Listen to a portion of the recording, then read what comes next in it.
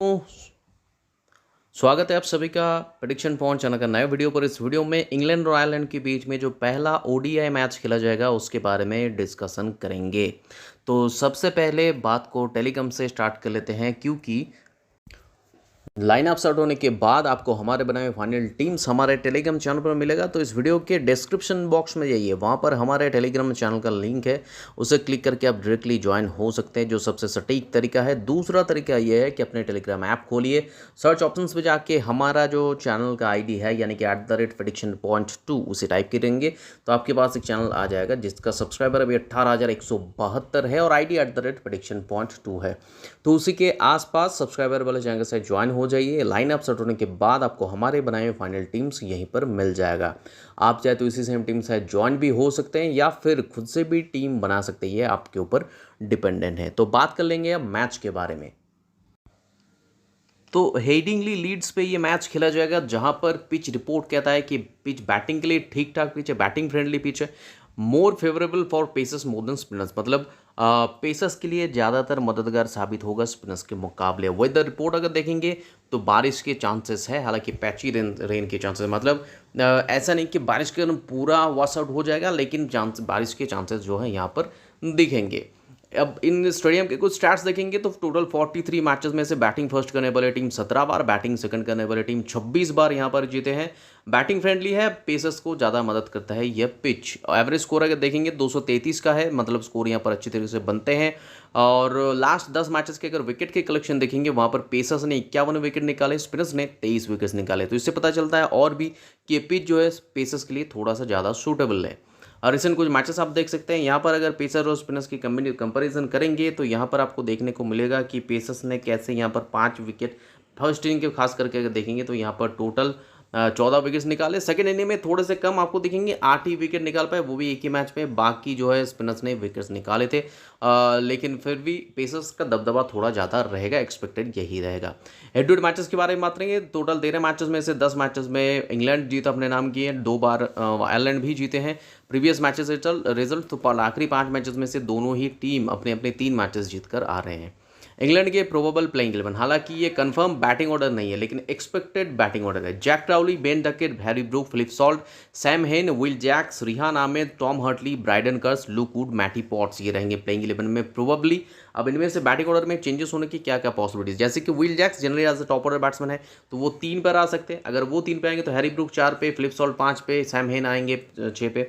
और उस तरीके से अगर देखा जाए तो फिलिप सॉल्ट भी टॉप ऑर्डर की बैटर से ओपनिंग करते हैं जनरली, तो फिलिप सॉल्ट भी ओपनर पे आ सकते हैं बेन डकेट के साथ। उस में जैक क्राउली फर्स्ट राउंड पर, विल जैक्स 4 पे, हैरी ब्रूक 5 पे, ऐसे कोई चेंजेस हो सकते हैं। लेकिन प्रोबेबल प्लेइंग 11 जो है ये है।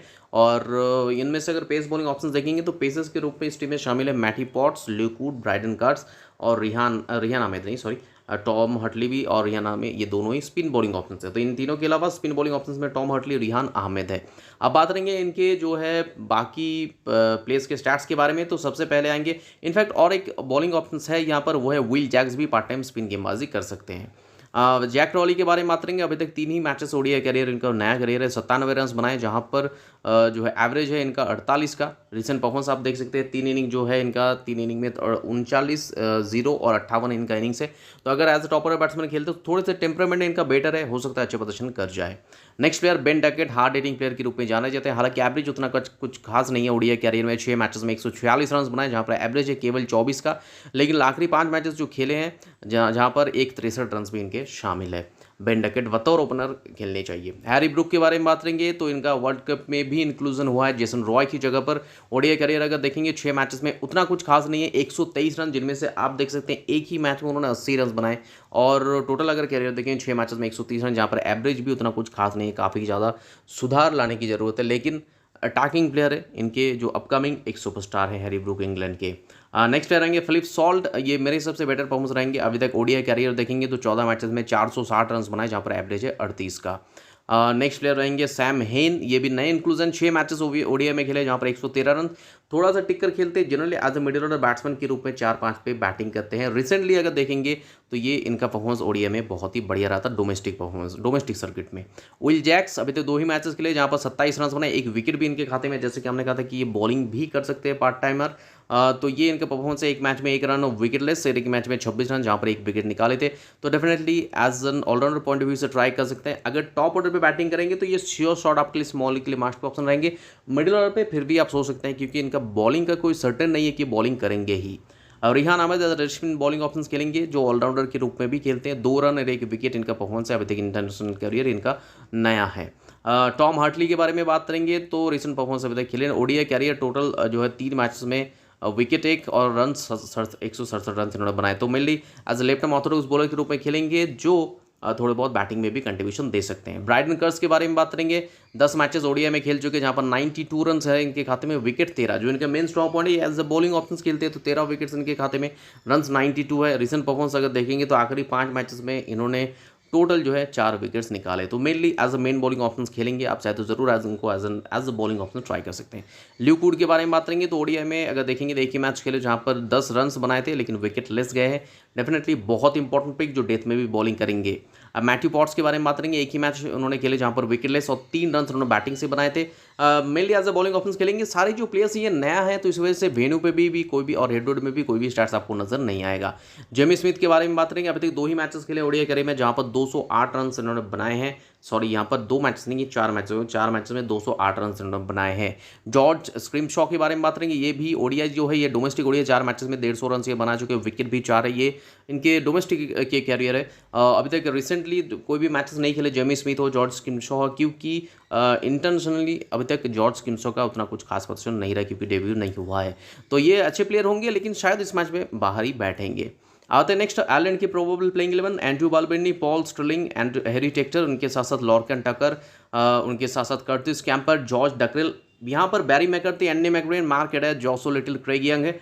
बैटिंग ऑर्डर अगर देखेंगे तो उस चैनल में बैरी मैकर्थी के बैटिंग ऑर्डर यहाँ पर आ जाएगा। एंडी मैकब्रेन आएंगे 7 पे और मार्क एडेर आएंगे 8 पे। बैरी मैकर्थी 9 पे आएंगे। अब इस टीम के पेस बॉलिंग ऑप्शन देखेंगे तो क्रेग यंग इनके साथ मौजूद है, जॉसुआ लिटिल, मार्क एडेर और बैरी मैकर्थी भी। स्पिन बॉलिंग ऑप्शन में एंडी मैकब्रेन और जॉर्ज डकरेल दोनों ही पेस बॉलिंग मतलब पार्ट टाइमर है। कर्टिस कैंपर भी as a part time main मतलब मीडियम पेसर गेंदबाज के रूप में खेलते हैं। तो टोटल अगर देखा जाए कुल मिलाकर 5 पेस बॉलिंग ऑप्शंस और उनके साथ साथ 2 स्पिन बॉलिंग ऑप्शंस। आते हैं इनके परफॉर्मेंस के बारे में। एंड्रू बालबिनी अगर रिसेंट परफॉर्मेंस देखेंगे, लास्ट 5 मैचेस में, एक मैच में 66 और एक मैच में 45 बना चुके हैं। ओडीआई कैरियर अगर देखेंगे तो 3000 के करीब इनके रन्स भी हैं। और अगर इंग्लैंड के खिलाफ इनके स्टार्ट देखेंगे तो 7 मैचेस खेल चुके हैं, जहां पर 197 रन बनाए, 28 के एवरेज से। काफ़ी अच्छे मतलब टेक्निक वाले प्लेयर है आयरलैंड की स्क्वाड में देखा जाए तो आप डेफिनेटली इनको टीम में शामिल कर सकते हैं। Paul Stirling, vast experience, 154 matches खेल चुके हैं, 5500 रन से इनके खाते में। साथ ही साथ अगर देखा जाए तो 43 विकेट्स भी है, क्योंकि पार्ट टाइम बॉलिंग भी कर सकते हैं। रिसेंटली उतना कुछ खास बॉलिंग नहीं की है। रिसेंट परफॉर्मेंस के ऊपर नजर डालेंगे तो 15, 58, 162, 6-0, मतलब जो जब खेलते हैं टिक जाते हैं, बड़े बड़े इनिंग्स खेल सकते हैं। और इंग्लैंड के खिलाफ इनके पोजीशन देखेंगे तो एवरेज 30 से इन्होंने 11 मैचेस में 337 रन बनाए, जो कि बहुत ही बढ़िया स्टैट्स है। विकेट भी 3 इन्होंने इंग्लैंड के खिलाफ निकाले, तो हेड टू हेड स्टैट्स भी इनका बहुत ही बढ़िया है।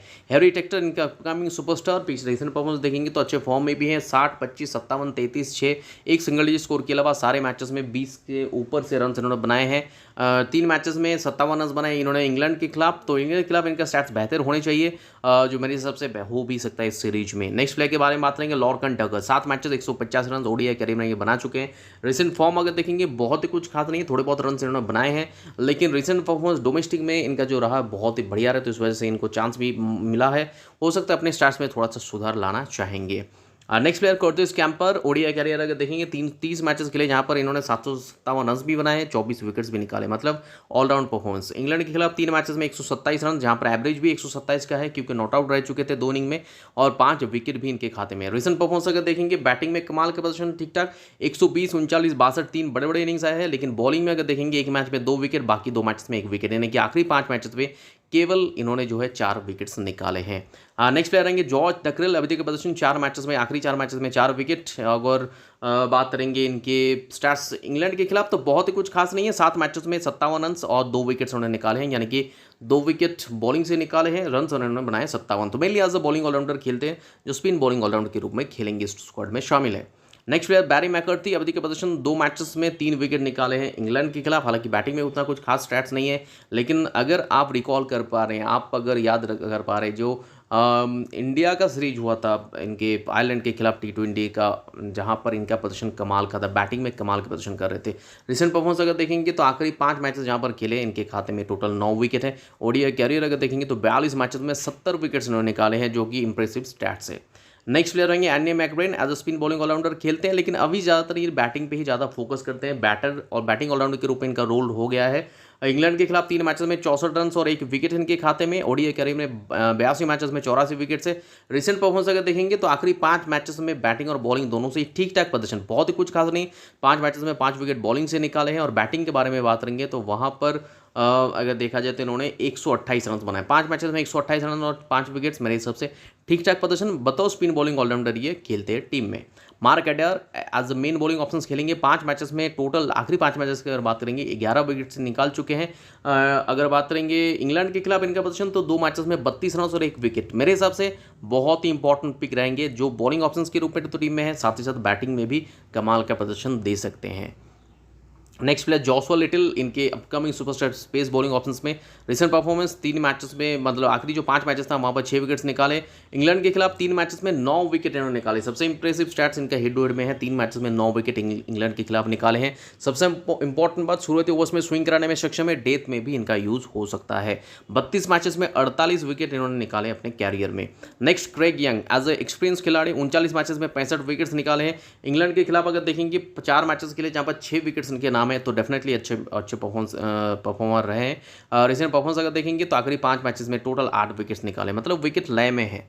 बेंच के प्लेयर अब गैरेथ डेलानी, जो रिस्ट स्पिन बॉलिंग ऑप्शंस खेलते हैं, साथ साथ बैटिंग भी कर सकते हैं। 3 मैचेस में 34 रन और 1 विकेट उन्होंने इंग्लैंड के खिलाफ निकाले हैं। शायद क्योंकि 2 part time spin bowling options मौजूद है, एंडी मैकब्रेन, जॉर्ज डगरेल, तो इनका जरूरत उतना ज़्यादा ना पड़े।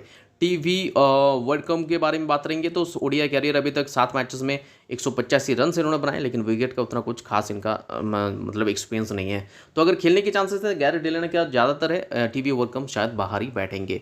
बाकी देखेंगे तो बाकी बेंच प्लेयर जी ह्यूम है, जो एक मीडियम पेस बॉलिंग ऑप्शंस के रूप में खेलते हैं। ओडीआई कैरियर में 10 मैचेस में 14 विकेट्स निकाल चुके हैं, लेकिन ये भी बाहर ही बैठेंगे, क्योंकि एक्सपीरियंस खिलाड़ी Craig Young, Mark Adair, Barry McCarthy, ये सारे शायद प्लेइंग 11 में रहेंगे। Neil Rock as a specialist wicket keeper batsman के रूप में खेलते हैं। हालांकि ओडीआई कैरियर उतना कुछ खास नहीं, 3 मैचेस में केवल 7 रन, तो पहले 2 मैचेस में ये तो बाहर ही बैठेंगे, ये तय है। तो सीधे बढ़ते हैं टीम के क्रिएशन की तरफ। सबसे पहले आएगा विकेट कीपिंग सेक्शन। यहाँ पर ऑप्शंस आपके लिए क्या क्या मौजूद है। फिलिप सॉल्ट, लॉर्कन टकर, जेमी स्मिथ शायद बाहर बैठेंगे और नील रॉक भी बाहर ही बैठेंगे। फिलिप सॉल्ट अगर हिसाब से देखा जाए 5 पे बैटिंग करेंगे या फिर ओपनिंग या फिर 3 पे भी बैटिंग कर सकते हैं। ये 3 पोजीशन इनका बैटिंग ऑर्डर के ऊपर बहुत कुछ डिपेंड करेंगे, लेकिन रिसेंट फॉर्म के हिसाब से आप चाहते तो ज़रूर इनको ट्राई कर सकते हैं। अटैकिंग नेचर के प्लेयर अगर खेलते हैं बहुत बड़े स्कोर बना सकते हैं, हालांकि स्पिनर्स के खिलाफ थोड़े से ये वीक दिखे हैं। लॉर्कन टकर मैं फिलहाल के लिए इनको शॉट बुक कर रहा हूँ। फिलिप सॉल्ट को भी आप चाहे तो ट्राई कर सकते हैं, 91.85 इनका सिलेक्शन रेट है। बाकी अगर बैटिंग सेक्शन के बारे में बात करेंगे, हैरी ब्रूक जो सीरीज के लिए अनेबल दिखा रही इस मैच में, अभी तक हमारे पास कोई इन्फॉर्मेशन नहीं, स्ट्रॉन्ग इन्फॉर्मेशन नहीं है, क्योंकि ये वर्ल्ड कप के स्क्वाड में इंक्लूड हो चुके, तो इस वजह से शायद हैरी ब्रूक इस मैच में नहीं भी खेल सकते हैं। तो अगर हैरी ब्रूक नहीं खेलेंगे तो फिलिप सॉल्ट डेफिनेटली आपके लिए वो चॉइस में रहेंगे। अभी तक कंफर्म न्यूज़ नहीं है, लेकिन हो सकता है इस सीरीज पर ये ना खेले। जो रूट डेफिनेटली जो है तो शायद डेफिनेटली इस मैच में शायद नहीं खेलेंगे। बाकी Zak Crawley as topper batsman खेलते हैं, थोड़े से टेम्परामेंट वाले प्लेयर है, तो इस वजह से हम इनको ट्राई कर रहे हैं। इनके साथ साथ जो है पॉल स्ट्रेलिंग, इनको हम ट्राई करेंगे। हालांकि काफ़ी ज़्यादा रिस्की पिक है, क्योंकि रिसेंट फॉर्म बहुत ही कुछ बढ़िया नहीं है, लेकिन फिर भी जब खेलते हैं बड़े इनिंग्स खेल जाते हैं, तो इस पॉइंट से हम फिलहाल इनको ट्राई कर रहे हैं।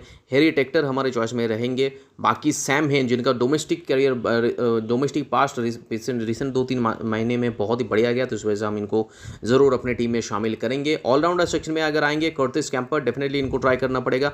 विल जैक्स एक इंपॉर्टेंट पिक होंगे हमारे लिए। एंडी मैकब्रेन आप डेफिनेटली चाहे तो ट्राई कर सकते हैं। रिहान आमिर जो रिस्ट स्पिन बॉलिंग ऑप्शंस खेलते हैं, ऑप्शंस के रूप में खेलते हैं, और इस फॉर्मेट में व्हाइट बॉल क्रिकेट में इनका महत्व बहुत ही ज़्यादा रहता है एज अ रिस्ट स्पिनर का, तो फिलहाल के लिए इंपॉर्टेंट पिक हो सकता है, लेकिन हम फिलहाल के लिए इनको जो है ड्रॉप कर रहे हैं और बॉलिंग सेक्शन की तरफ बढ़ेंगे। ब्राइडन कर्स, जॉशुआ लिटिल, ल्यूकवुड जिनमें से हम जरूर ट्राई करना चाहेंगे।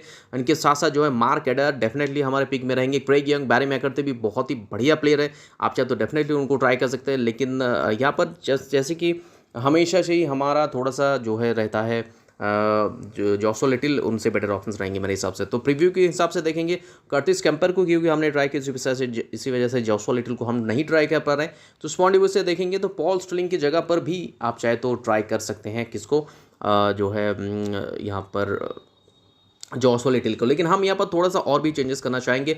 लॉर्कन टगर की जगह पर फिलिप सॉल्ट को ट्राई करें तो उस हिसाब से जोशुआ लिटिल मेरे हिसाब से टीम में बनेंगे।